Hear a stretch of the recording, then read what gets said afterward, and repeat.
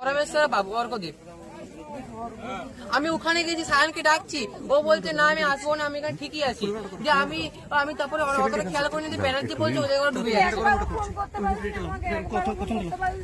আমি কোথায় লালবাগে খুঁজতে গেছি, আমি কোথায় স্কুলে খুঁজতে গেছি।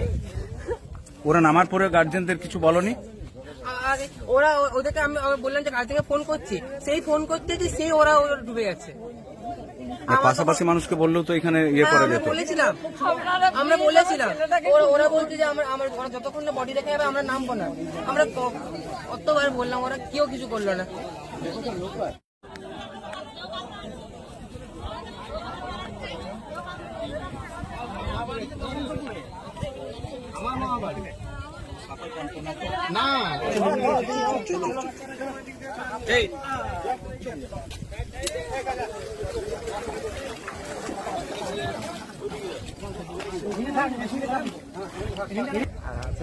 ঘটনাটা হচ্ছে যে ওরা চারজন প্রথমে বলতে পারছি না, ওরা প্ল্যান করেছিল যে ওরা 7:30 যাবে, মানে স্নান করবে আর কি।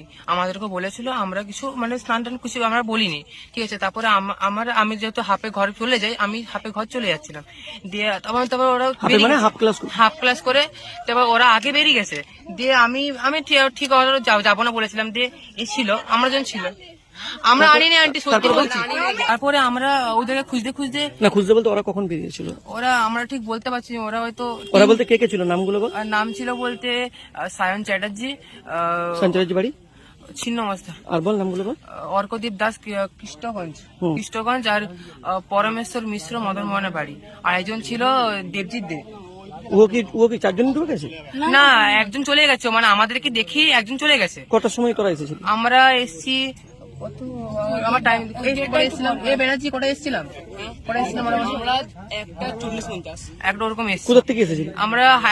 আমরা যেহেতু আমি ঘর যাচ্ছিলাম, আমরা হাই স্কুল, আমার ঘর মদন মোহন। দিয়ে আমরা ওখান থেকে আমরা ঠিক মানে ওরা এসছে তো আমরা এটা জানতে পারলাম যে ওরা মানে প্রায় আসে।